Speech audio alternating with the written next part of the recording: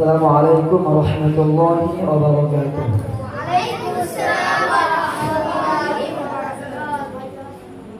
الحمد لله رب العالمين والصلاة والسلام على رسوله الكريم মদিনাতুল উলুম কিরাতুল কোরআন কিন্ডারগার্টেন হাফিজিয়া মাদ্রাসা কর্তৃক আয়োজিত আজকের এই গার্ডিয়ান সমাবেশে উপস্থিত অত্র জামিয়ার সম্মানিত সভাপতি ও সহসভাপতি ও অন্যান্য সদস্যবৃন্দ সব উপস্থিত আছেন, সম্মানিত ওস্তাদ ও অভিভাবক ও আমার সামনে উপস্থিত এক ঝাঁক নবীর মেহমান সকলকে আমার অন্তরের অন্তরের স্থল থেকে জানাচ্ছি সালাম।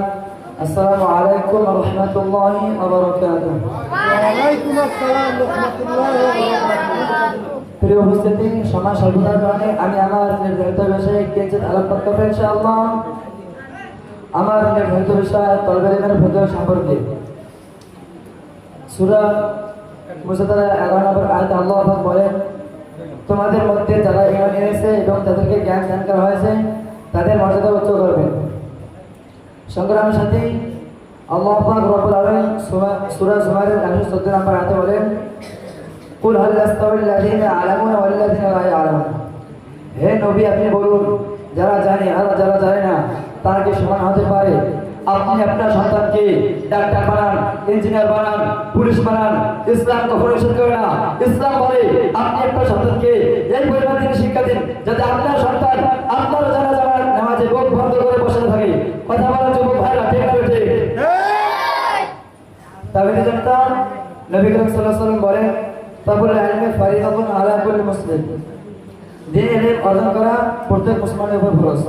আল্লাহ পাক রব্বুল আলামিন সূরা আলাকের মধ্যে 1 থেকে 5 নম্বর আয়াতে বলেন, পড়ো তোমার প্রভুর নামে যিনি তোমাকে সৃষ্টি করেছেন, যিনি কলার মাধ্যমে শিক্ষা দিলেন। নবী করিম সাল্লাল্লাহু আলাইহি ওয়াসাল্লাম বলেন, মান সালাকা তারিকা ইয়াতাসাল ফিহি ইলমা সাহালাল্লাহু লাহু বিহি তারিকান ইলাল জান্নাহ। যে ব্যক্তি ইলম অর্জন করার উদ্দেশ্যে বের হয়, আল্লাহ পাক রব্বুল আলামিন তার জান্নাতের রাস্তা সহজ করে দেন। তিনি আরো বলেন, ফেরেশতারা তার ইলম ফলো করে খুশি হয়ে তাদের জানা বেশিয়ে দেয়।